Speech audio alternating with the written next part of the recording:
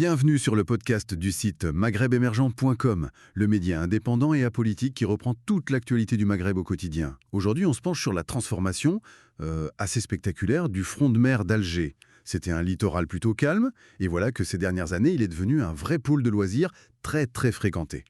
Pour en parler et nous éclairer sur ces changements, nous avons le plaisir de recevoir une spécialiste de ces questions d'urbanisme et de développement. Bonjour, merci pour l'invitation.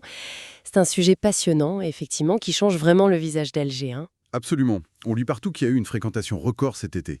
C'est en partie dû apparemment à de nouveaux aménagements. Qu'est-ce qui explique ce succès, cet engouement? Oui, c'est une tendance très claire. Prenez par exemple la terrasse Bounetta, on l'appelle aussi Babzilla. Elle a ouvert en juin, Ah oui, et depuis, chaque soir, c'est plein. Il y a des centaines de visiteurs. Faut dire que l'endroit est idéal.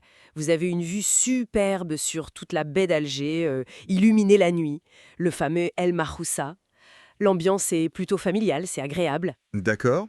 Elle est juste à côté du siège de la wilaya et il y a le parking Mustapha Bounetta pas loin.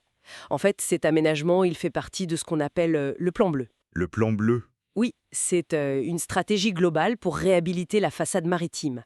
L'idée, c'est de mieux connecter le littoral à la vie de la ville, quoi. Je vois. Cette terrasse Bounetta, ça sonne très soirée, vue panoramique? Est-ce qu'il y a d'autres types d'aménagements pour varier les plaisirs, les usages le long de la côte? Je pense à Bab el Oued, par exemple. C'est un quartier très différent. Tout à fait, tout à fait. Il y a une vraie diversification. À Bab el Oued, justement, ils ont refait toute la place El Kettani. Ah, Et là, on est moins dans la contemplation du soir, c'est plus l'animation de quartier. Ils ont créé des allées pour se balader, des aires de jeu pour les enfants, un terrain de sport, mis des bancs. C'est devenu un espace très vivant. Les habitants se le sont vraiment appropriés. Ils organisent même des événements, comme récemment un tournoi d'échecs de la Ligue d'Alger. d'accord, c'est sympa ça. Oui, et juste à côté, il y a la plage Ka et Sour. Donc on peut passer de la promenade à la baignade très facilement. C'est un usage plus quotidien, plus ancré dans la vie du quartier. On voit bien, oui.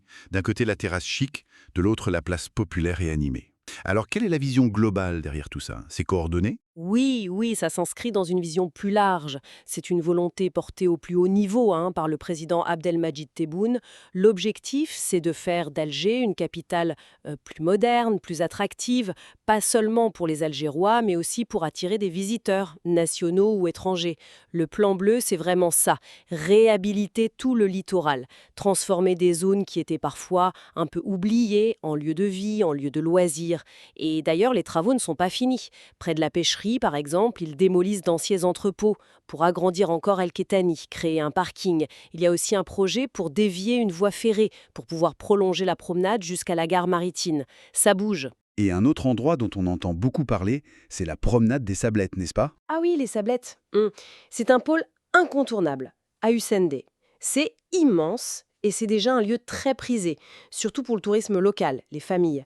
Et justement, ils viennent d'ajouter 3 nouvelles piscines là-bas. Ça renforce encore l'offre de loisirs, surtout l'été, évidemment. 3 piscines d'un coup? Oui, 3 nouvelles. Donc ça montre bien que ça s'inscrit toujours dans cette même logique.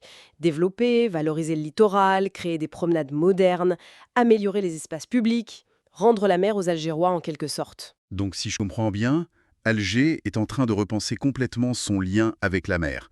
On multiplie les espaces verts, les lieux de détente, les attractions, pour faire de ce front de mer un pôle de loisirs majeur. C'est une transformation assez rapide et ambitieuse. C'est exactement ça. L'objectif, il est clair. Créer un front de mer dynamique, attractif, pour les habitants d'Alger bien sûr, mais aussi pour attirer des gens d'autres régions d'Algérie et même des touristes étrangers à terme. Ce qui est assez fascinant ici, c'est vrai, c'est le rythme des changements et l'ampleur de cette requalification. L'ambition est là. Bon, pour résumer rapidement pour nos auditeurs, on assiste à une vraie métamorphose du front de mer algérois, qui devient une zone de loisirs très dynamique. On a parlé de la terrasse Bounetta, très prisée le soir, de la place El Kettani à Bab el Oued, entièrement refaite et animée, et des sablettes encore agrandies avec de nouvelles piscines.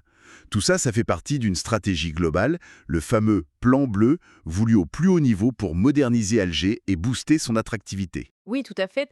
Et peut-être une dernière réflexion, cette modernisation très rapide, cette multiplication des usages, ça pose aussi la question de l'équilibre. Comment on concilie tout ça, ce développement accéléré, avec la préservation de l'identité, du caractère unique de la baie d'Alger? C'est sans doute le défi qui se dessine pour les années à venir. Une question intéressante pour conclure. Merci pour votre écoute et retrouvez plus d'actualités sur maghrebemergent.com.